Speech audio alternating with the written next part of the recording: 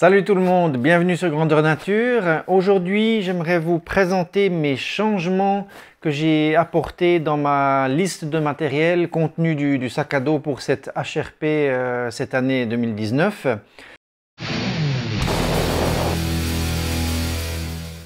L'année passée, j'avais fait l'identique, ça veut dire que j'avais publié une liste complète de mon matériel pour la GTA, qui était assez quand même costaud, conséquente, assez dodu on va dire. Et puis juste avant de partir, avec 2-3 changements, je publiais voilà, ces changements-là. Je le fais aussi ici pour la HRP. Pourquoi il se passe ça? C'est simplement que on prépare un matériel global qu'on tente de lister, qu'on connaît. Et puis ensuite, sur l'utilisation, une fois qu'on prend tout ce pactage, on a encore des réflexions, des envies. Voilà, souvent, c'est allégé, hein, bien sûr, le contenu. Ce qui fait que vraiment, au jour de partir, la liste peut être différente. Parfois, c'est assez conséquent. Alors ici, il y a beaucoup de choses, vous voyez, c'est pas tout ça que je change si on veut, parce que c'est simplement qu'il y a beaucoup d'objets, parce que je montrais chaque fois ce qu'il y avait avant et par quoi c'est remplacé. C'est pas que des remplacements, donc j'ai des remplacements pour tenter d'alléger, j'ai des remplacements techniques, parce qu'il y a un truc qui n'a pas joué par exemple, j'ai des ajouts, et puis j'ai aussi des abandons, des choses que je laisse à la maison. Mon base weight, c'est-à-dire mon poids de base du sac à dos, donc j'étais à 7,7 kg dans la première vidéo. 7,7 de poids de base. Je vais être probablement un petit peu en dessous, enfin j'espère, hein, voilà, on va voir. Je ne l'ai pas encore pesé, donc ce que je vais faire de toute façon, c'est que dans les commentaires en dessous, sous la vidéo, je poste en fait un lien sur ma liste Lighter Pack, qui est un site internet qui est dédié à la randonnée, qui permet en fait de publier, de mettre son matériel, d'avoir les poids, le coût, un lien vers ce matériel-là. Ça nous donne le poids de base, le poids des choses portées, le poids des consommables qui est enlevé du poids de base, enfin ce genre de choses. Et puis ça permet de la partager avec les gens en ligne, etc. Et surtout ce qui est intéressant, c'est que même si dans 5 jours, je suis parti, puis à la dernière minute avant de partir, je change un truc, j'aurai pas le temps de faire des vidéos, des choses comme ça. Par contre, elle est tout le temps à jour, cette liste, parce que je peux la changer en ligne, même en cours de route. Donc vous verrez toujours exactement ce que j'ai sur moi lors de cette HRP 2019. Tous ces changements, ces modifications apportées à cette liste de matériel initial sont dus à mon expérience sur le terrain, aussi à la lecture, hein, encore creuser, chercher, etc., réfléchir comment je peux remplacer encore ça, puis encore voilà. Aussi 2-3 idées, conseils, suggestions. Merci Chris de la Rando pour les nuls, regardez sa page Facebook. Justement qui dit souvent hein, aux personnes, aux randonneurs, la chose la plus légère qu'on peut trouver, c'est peut-être celle qu'on n'emporte pas avec soi. Donc c'est vrai que il sera peut-être content. J'ai 2-3 drops de choses que je laisse à la maison. En fait, où j'ai découvert des duplicata, mais assez... faut se creuser le chou, mais c'était intéressant. C'est intéressant. Donc là, pour moi, j'arrive vers quelque chose de... Voilà, j'aimerais pas descendre plus bas, ni en sécurité, ni en habit chaud, etc. Enfin, et tout. Ok, c'est parti. Alors, en tout premier, le gros changement, c'est le sac à dos. Donc certains d'entre vous ont vu ma vidéo d'une mauvaise expérience avec le KS50. Donc en test tous ces derniers temps, c'était le Zipax Arc Haul. Donc c'est un autre style de bestiole, hein. C'est quand même plus costaud, plus complexe on va dire, moins minimaliste. Pour le moment, il répond à mes attentes. Je l'oublie dans mon dos. Donc ça c'est quelque chose vraiment d'important, avec des chargements 11, 12 et demi, je l'oublie complètement. Donc ça veut dire que ça marche, qu'il fonctionne pour moi. On va voir sur la durée maintenant, donc je vais l'emmener avec moi, c'est décidé sur la HRP cette année. Et puis, j'ai pas voulu faire une revue même d'ouverture, de découverte du sac. J'aimerais vraiment, voilà, je l'emmenais là-bas sur ces 850 km. Un mois et demi de randonnée intense pour voir, voilà, pour vraiment pouvoir en parler après, puis faire un retour complet retour d'expérience et du coup, revue complète du sac à dos. Voilà, c'est un 63 litres en tout, donc c'est vraiment un gros monstre, hein, voilà. Mais en fait, c'est un confort que j'ai beaucoup aimé, dans le sens où il y a vraiment une grande place, et puis j'ai pas besoin de me péter la tête à Tetris. Alors c'est clair que on gagne en légèreté déjà par rapport au sac, on fait son matériel et tout, mais là je peux vraiment, je mets mon truc, puis surtout j'ai des sections quand même avec 6 jours de nourriture à prendre, ou 5, 4 relativement régulièrement. Ça veut dire que c'est quand même une grosse portion du sac qui va être utilisée avec la nourriture. Du coup, j'ai pas de souci, même avec ça, tout reste à l'intérieur, la tente, machin, j'ai pas de trucs qui dépassent, qui sont crochés en dessous, il n'y a rien, c'est comme ça. Ça, c'est quelque chose que j'apprécie bien, voilà. Et puis en plus, voilà, il est du coup assez polyvalent, parce que si je vais faire quelque chose d'autre ailleurs, avec en plus bee canister, donc les grosses boîtes, hein, pour les ours là, de contenants scellés, ça me permet de le mettre dessus sans problème. Voilà, c'est un truc assez costaud. Ça, c'est un petit gris-gris à moi pour aller plus vite, hein. Le poids de ce sac à dos tel qu'il est là, avec tous les gris-gris, j'ai aussi rajouté des sangles pour le piolet, ici un élastique justement pour fixer le piolet. Avec les poches ventrales, les poches ici pour les bouteilles d'eau, tout compris, tel quel, il pèse 800 grammes ce sac. Donc on n'est pas du tout dans du ultra léger, on est dans du léger, je dirais, avec les accessoires, hein. Il est à 700, je crois 700, un truc comme ça, sans les accessoires, sans comment on va dire, voilà, les surplus. Mais 800, c'est bien, sachant qu'il y a un dos filet, trampoline, là, il y a un rembourrage ici sur les reins, en plus de la ceinture, qui est déjà relativement bien rembourrée. Il y a des super grandes poches ici, enfin voilà. Pour moi, c'est nickel, parfait. Je prends celui-là, donc très content. Le Zpacks Arc Hole, c'est pas du Dyneema, c'est vraiment du nylon ripstop ici, qui a une trame Dyneema pour la solidité dedans. C'est très costaud. Voilà, j'en suis content, tout va bien. Ensuite, j'ai une petite balance là parce que je devrais vous donner certains poids, puis je ne les sais pas tous toujours par cœur. Alors, on démarre. Ça, c'est la cagoule en fait en plume, en duvet de chez Zpacks que j'utilisais avec mon quilt. Donc, quand je l'ai mis dans ma liste, en fait, c'était parce que voilà, on perd dans le quilt, on perd le capuchon, hein, en fait, du sac de couchage pour pouvoir vraiment s'en mitoufler.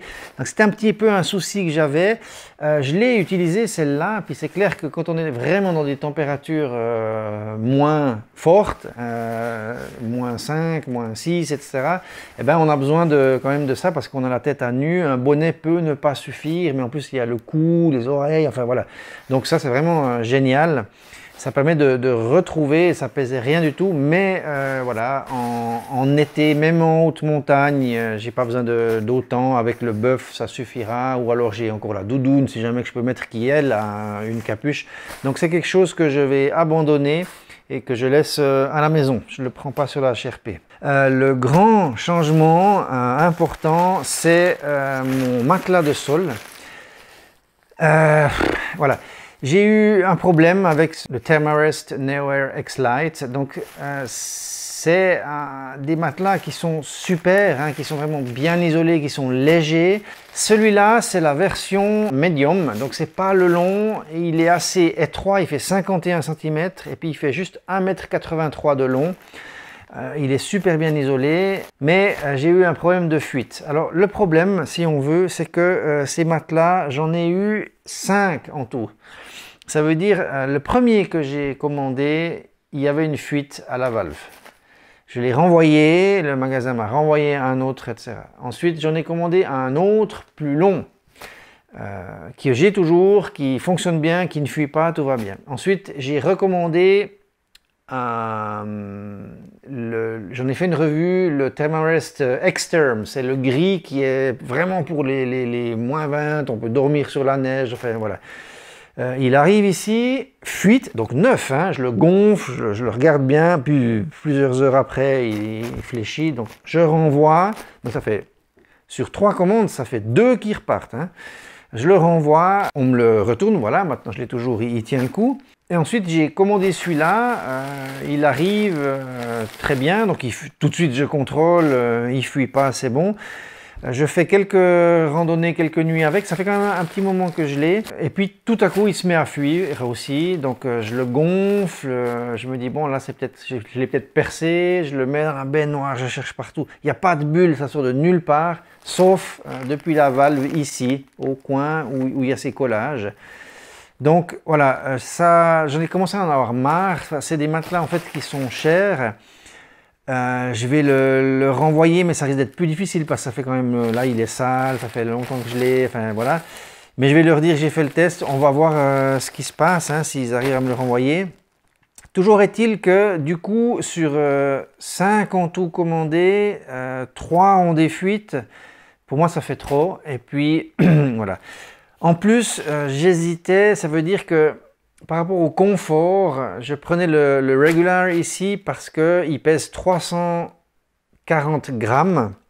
C'est quelque chose de super léger et puis j'ai pas besoin d'une grande longueur, 1,83 m me suffit. Par contre, sur le confort latéral, soit quand je dors sur le côté, soit même sur le dos, en fait on a toujours les coudes qui tombent au fond de la tente. Puis, voilà, c'est pas génial. L'idéal, ça aurait été un court, entre guillemets, à 1,83 m, mais plus large. Et puis chez eux, ça n'existe pas. Il n'y en a pas. Donc j'ai essayé de regarder les Nemo, enfin, etc. Et puis un ami Claude, avec qui je randonne, m'a parlé des Exped. J'ai regardé. La première fois, j'avais dit, ouais, mais ça passe à 440 grammes. Alors je monte de 100 grammes. Donc j'avais pas voulu voilà, m'y intéresser plus que ça. Je partais avec ça. Depuis qu'il y a la fuite, voilà, je dois le remplacer. Puis du coup, j'ai commencé à réfléchir et puis je me suis dit, allez, j'essaye, je commande. Et puis voilà donc mon nouveau matelas. MV double, c'est medium pour la longueur et wide. Donc il est en wide, donc il fait 63 cm. Donc là, je peux vraiment poser les coudes, c'est super. Et puis il y a une bonne place. Il est en forme momie quand même. 1,83 m de long, et puis pour eux le HL c'est hyper light. Alors hyper light, il fait 440 grammes, donc c'est 100 grammes de plus que celui-là, mais il y a encore 2 autres avantages. Le premier, c'est que sur celui-là, avec mon quilt, ou comme je dors en fait directement sur le matelas avec un caleçon ou un truc comme ça glisse, mais c'est terrible sur ceux-là. Donc j'avais posé la question, vous connaissez des trucs, voilà, à peu près on pouvait mettre du silicone, des machins, des trucs, bon. Bref, je voulais quelque chose vraiment qui glisse pas. Et puis cette surface-là, elle est géniale, c'est vraiment super. Et je glisse vraiment beaucoup moins, je glisse toujours un peu, c'est sûr, mais beaucoup moins avec ça. C'est tout doux, tout soft, c'est moins plastifié comme celui-là. Donc j'ai testé et tout, c'est top. Et puis l'autre chose aussi, c'est qu'il est beaucoup moins bruyant, hein, que le Neo Air qui lui est vraiment chips, hein, emballage de chips. Donc voilà, très content. Je monte de 100 grammes, c'est un peu con, mais j'aimerais un truc, disons, un peu plus fiable. J'espère qu'il va me tenir parce qu'il a peu de randonnée, mais ça a l'air du costaud. Ensuite, aïe, oui, j'abandonne ma pelle à caca à la maison, je la laisse à la maison parce que je passe à la version supérieure. Non, je me suis dit, ce truc, je vais l'utiliser, peut-être pas, et puis peut-être, oui, vraiment, il sera important, peut-être même, il va me sauver la vie si je pars en glissade dans un évé ou que j'ai un souci, etc. Il va me permettre de peut-être m'accrocher, de me hisser, voilà. Ou peut-être rien, il va rester dans le sac à dos, mais de toute façon, ça c'est sûr, peut-être je vais l'utiliser un tout petit peu, mais avec un machin pareil, de porter encore ça à côté, je me suis dit non. Ici, il y a la petite pelle en fait qui sert à tailler des marches dans la neige ou sur les névés, etc. C'est clair qu'il ne faut pas trop y aller avec la pointe parce que du coup c'est une pointe en acier par contre, hein, ça le Petzl Ride. Donc je vais l'utiliser pour ça, et puis ça, alors c'est que 13 grammes, mais bon voilà, c'est 13 grammes en trop et c'est double utilité. Youpi, ça c'est bon. Voilà maintenant une chose que je laisse à la maison, c'est un t-shirt Merino de chez Decat que je prenais, qui est bien, c'est un truc bien pour une fois chez Decat, parce qu'il y a pas mal de trucs avec quoi j'ai eu des problèmes. Voilà, c'est 155 grammes que je laisse à la maison. Du coup, j'ai pas théoriquement de rechange. Ça veut dire j'ai une chemise de randonnée mix Merino, etc., Icebreaker, et puis pas de rechange après. Par contre, c'est vrai que j'ai un t-shirt manche long col roulé zip qui s'ouvre ici, très fin, en Merino, de chez Merino Power, qui est mon habit de couchage avec le caleçon long. Après réflexion, c'est vrai que il n'y a pas forcément besoin de celui-là. C'était justement Chris qui m'avait dit « Mais pourquoi tu prends ce t-shirt-là » Je me disais bah, « Ça me fait un truc déjà pour aller en ville, et puis ça me fait quelque chose de sec pour le camp. » Mais en même temps, j'arrive sur le camp, je suis trempe, hop, je me change, je me sèche. S'il fait beau, je me lave, et puis je mets direct mon machin pour le soir avec lequel je vais dormir. Puis il n'y a pas de problème. Et puis ce truc avec lequel je vais dormir, je peux le mettre pour aller en ville. Voilà, ça c'est 156 grammes qui vont rester à la maison. C'est une première pour moi, hein, parce que normalement j'avais toujours 2 rechanges la journée et 1 pour la nuit. Alors c'est clair qu'il faut que je me méfie, parce que si je dois mettre quelque chose encore dessous, ou que l'autre est mouillé, là j'ai plus rien pour la nuit. Mais j'ai une doudoune au cas où, donc bon, on va faire avec. Voilà. Maintenant, le plus dur pour moi, c'est ça. Ça, même encore maintenant, pour être franc, au moment où je fais la vidéo, j'hésite. Donc, il s'agit de ma polaire Aconcagua, qui est une polaire mammouth avec capuchon, qui est en microgrid là, en Polartec, qui est géniale, qui est chaude, qui est relativement légère. Relativement, elle fait 400 grammes. Donc c'est quand même un certain poids, bien sûr, parce que c'est manches longues, capuche et tout. Elle est super polyvalente, enfin c'est vraiment quelque chose d'exceptionnel. Là on arrive dans la zone quand même sécurité, c'est là que je pars mi-juin, il peut neiger plus haut. J'ai par contre une doudoune à capuchon. Par contre, c'est pas, même si c'est de l'Apex, donc c'est une doudoune synthétique, donc je peux un peu transpirer dedans, elle ne va pas trop perdre de son pouvoir isolant chauffant, mais c'est pas l'idéal de randonner avec la doudoune, parce que ça fait trop, on a quand même là, ça c'était quelque chose de respirant, voilà. Contre, à la place de ça, je prendrais mon gilet Merino Orthovox, donc gilet, pas de manche, qui lui fait 250 grammes à la place de 400, donc on gagne 150 grammes, ce qui n'est pas négligeable.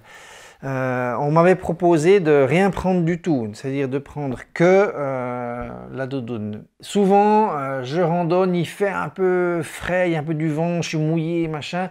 Mettre la doudoune, c'est trop. Mettre une veste de pluie, c'est pas forcément agréable non plus. Je vais plus être mouillé quand même dessous dans l'effort. Du coup, je pense que je vais prendre quand même cette polaire-là, enfin ce gilet polaire, et puis laisser la fameuse polaire mammouth à la maison. C'est une première pour moi. J'espère que ça ira, on va voir. Ensuite, une autre chose que je laisse à la maison, j'avais 2 liners, dans le sens où j'ai 2 paires de chaussettes en Merino de randonnée, une que je porte, l'autre en spare, puis je tourne pour les laver, les sécher, etc.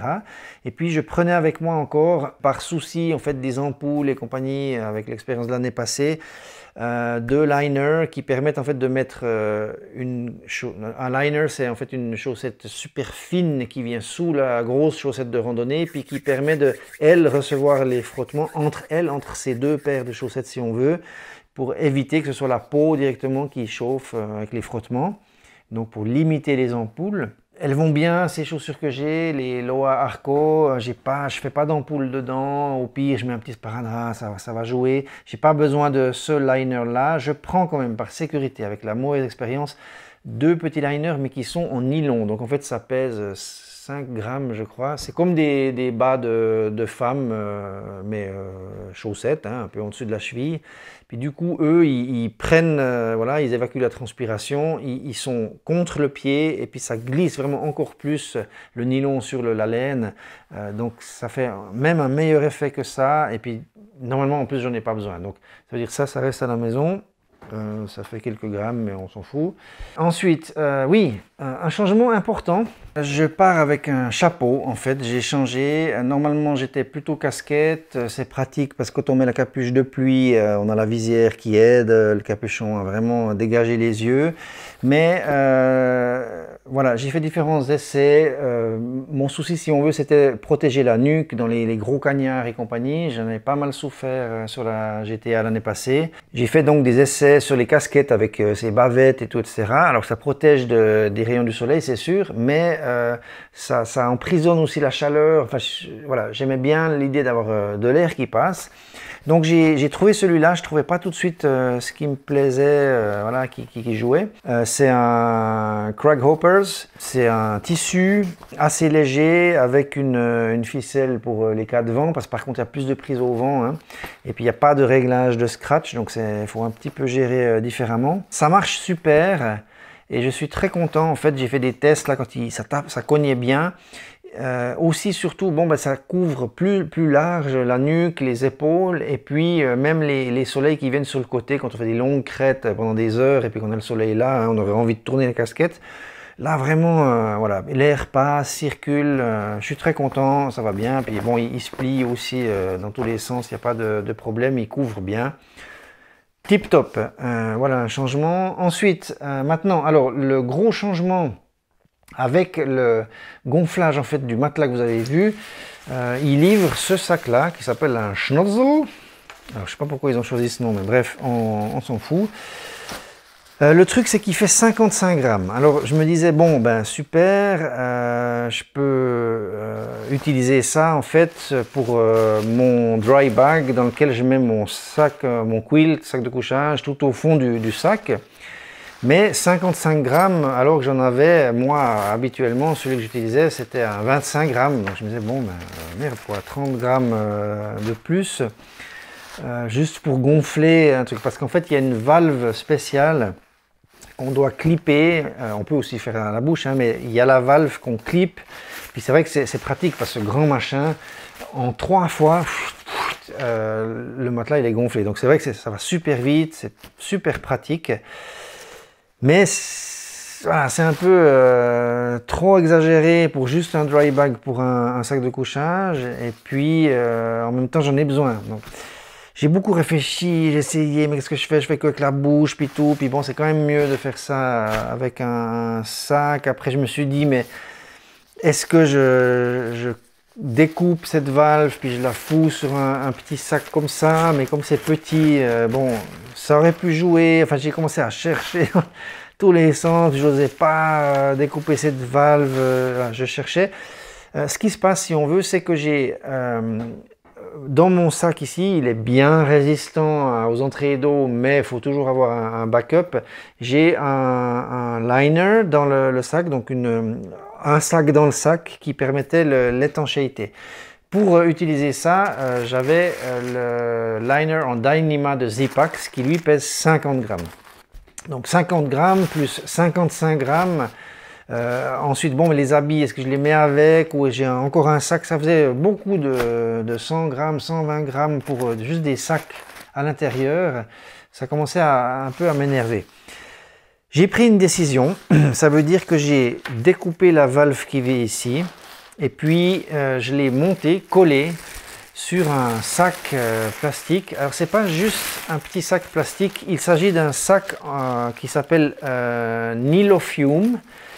C'est en fait ce qu'utilisent les hikers américains, donc les trekkers. C'est des sacs qui sont destinés à enfermer les aliments et les consommables humains, donc quand ils vont faire des fumigations dans les maisons contre les cafards. Donc c'est quand même quelque chose qui est justement certifié étanche, blindé, machin, etc. Parce que dedans tu peux mettre ta nourriture si tu as des cafards dans la maison, et puis je sais pas ceux qui ont vu Breaking Bad, hein, ça fait penser à ça. Donc ils isolent complètement la maison, ils mettent du gaz dedans, des fumigènes, des machins, pour tuer les cafards. Et puis du coup, ben, il faut bien sceller toutes les denrées alimentaires, toutes les choses, les habits, des trucs comme ça. Nilofium. Donc c'est un plastique qui ressemble à du polycryo, mais qui est encore plus résistant. Et qui est vraiment super. Du coup, ben voilà, j'ai mon sac ici. Et puis ça me permet de gonfler mon matelas. Donc, du coup, j'ai un sac qui revient au même que celui-là, qui pèse... combien il pèse? Voilà, il fait plus que 30 grammes. Donc ça fait 25 grammes de gagné, ça c'est bon. Mais ensuite, je me disais, bon, allez, on essaye encore un autre truc. Je vais laisser celui-là qui fait 50 grammes à la maison, donc je ne prends pas. Alors, il est beaucoup plus résistant hein, quand même, mais voilà, j'ai qu'à faire attention, ça devrait tenir. Et du coup, j'ai cette fois un bag liner qui est exactement la même taille que le Zipax. Et puis ça, ce sera mon bag liner, ça fait 25 grammes quand il est complet comme ça. Et puis celui-là, il est un petit peu recoupé, ça fait 20 grammes, c'est pour mettre mon sac de couchage au fond. Et puis celui-là qui fait 25 grammes aussi, dans lequel normalement je mettais mes habits et que j'utilisais comme oreiller aussi pour la nuit. Je l'enlève et tant pis, je mettrai tout là-dedans. Mon sac de couchage au fond, les habits j'en ai quasiment plus, donc de chaussettes, machin, etc. Et puis quand j'arrive le soir, ben, je sors tout, je gonfle mon matelas, et puis voilà, pas de souci. Donc du coup, le liner plus tous les dry bags que j'ai, c'est-à-dire plus que un pour le tout, à l'intérieur de mon sac à dos, font 25 et 20 grammes, 45 grammes. Donc le tout fait 45 grammes moins que le liner Zipax lui-même. Youpi! Un petit changement, j'avais parlé de prendre avec moi ce couteau suisse dont j'ai fait une revue, le Nail Clip. Et lui, en fait, il a un coupe-ongle, machin tout, etc. Après réflexion, je me suis dit, j'ai pas forcément besoin de coupe-ongle. Surtout, j'ai trouvé cette mini lime diamant, donc ça va très bien pour faire les ongles. Je reviens, si on veut, un petit peu en arrière. Le tout pour 50 grammes. Avec quand même un Opinel numéro 6, un petit couteau et les ciseaux, donc surtout les ciseaux que je voulais avoir, pas de coupe-ongle mais la mini lime, et du coup voilà, ça faisait un peu moins, ça faisait 37 grammes, donc voilà, je prends 13 grammes en plus, mais finalement j'ai quand même bien sauvé, donc ça c'est cool. J'ai parlé avant, ouais, pourquoi j'ai pris la tente là? Parce que j'ai parlé avant de virer hein, mon dry bag avec lequel je faisais l'oreiller. Et en fait, je me suis rendu compte, je me suis dit, mais t'es bête, ou bien t'en as un là, et j'en ai un là d'oreiller. Parce que ça, c'est le petit sac qui contient ma Zipax. Quand elle est montée, la tente, donc je dois dormir, ben, je me retrouve avec un petit sac comme ça, qui traîne toujours dans la tente vide.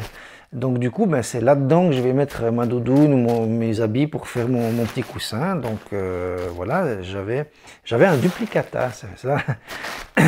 Donc c'est réglé le problème du coussin. Youpi! L'autre chose, j'avais parlé des sardines Zipax et puis celles-là aussi en titanium, puis celles-là en alu qui sont vraiment du chenille. Et c'est du chenille parce qu'en milieu alpin, c'est assez difficile vraiment d'arriver à planter les sardines. Des fois, c'est vraiment rocailleux, plein de billes comme ça. Voilà, il faut prendre des cailloux, taper, c'est difficile. Donc, j'avais les DAC qui sont celles de ma Big Agnes Fly Creek. Très difficile à trouver en ligne. J'ai finalement trouvé une source pour en trouver aussi des de tailles différentes. Donc, j'en ai deux grandes. Ça, tu peux prendre un caillou, mais taper comme un malade, clouer dans le sol. C'est génial, ça tient, c'est super. Donc je suis très content. Juste deux plus grandes pour pouvoir avoir un meilleur arrimage sur la Zipax. Et puis du coup c'est indestructible. Très content. Alors ça fait le tout un petit poids quand même, hein, plus que si on prend ce genre de chenille là. Ça veut dire avec le sac tout compris 100 grammes. Pour 1, 2, 3, 4, 5, 6, 7 pour 8 sardines, sans spare, mais j'ai pas besoin, sans rechange, si j'en perds, j'ai qu'à pas les perdre. le petit pad de Zipax qui fait 35 grammes au lieu de 50 grammes pour celui que j'avais avant, le Thermarest. Donc voilà, on sauve encore un peu de poids. C'est un peu du chenille, hein, c'est vite compressé, c'est pas très résistant, mais ça fera l'affaire pour la traversée. Une chose que je laisse à la maison, c'est l'évier. Donc je le prenais, celui-là il fait 45 grammes. Il est super parce qu'il permet de se laver, faire la lessive, faire la vaisselle dedans. C'est clair que je veux le faire, mais en fait, je me suis dit, j'ai un bagliner, ça va très bien. Donc, je peux aller chercher un peu d'eau dans ceux-là, là, hein, les Nilofium. Ensuite, j'y ai testé, je le roule. Ça me fait un petit évier, je peux faire mon chenille dedans et tout. Donc, du coup, j'ai pas besoin de ça parce que c'est double emploi. Et puis la dernière chose, c'est je prends quand même un deuxième mini short hein, qui est un Patagonia.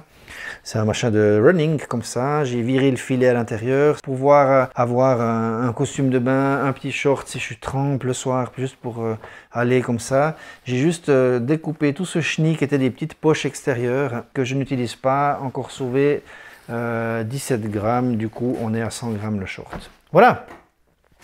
J'ai tout dit, j'ai tout fait, c'est vide. Et puis voilà, maintenant je vais mettre tout ça dans le sac, peser et vous donner le base weight que ça donne. Je le mettrai en lien aussi dessus. J'espère que ce partage vous a plu, que ça a pu voilà, donner encore 2-3 idées sur comment rationaliser.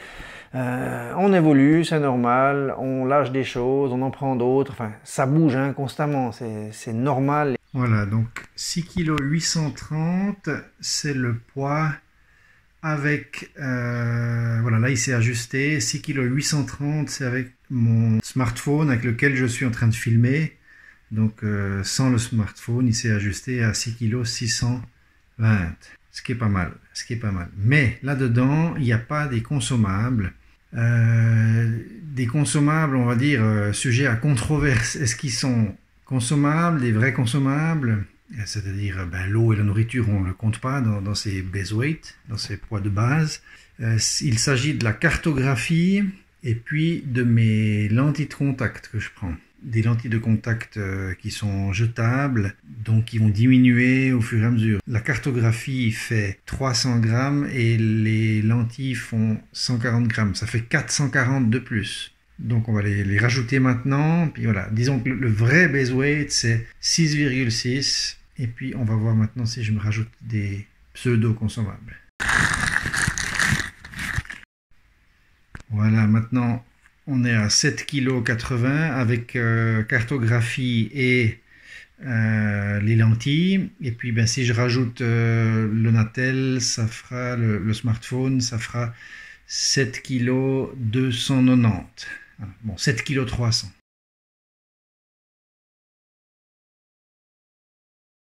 Voilà, bonne randonnée à tout le monde, faites des bonnes listes de matériel, prenez pas trop de choses inutiles, trop lourdes, enfin essayez de faire au mieux, sans trop d'investissement, c'est clair, c'est toujours un peu difficile parfois, hein, suivant le matériel qu'on veut prendre, c'est cher, si c'est léger et technique, mais on peut trouver des compromis, voilà. Au mieux, faites au mieux, amusez-vous bien et bonne rando. Ciao, bye bye.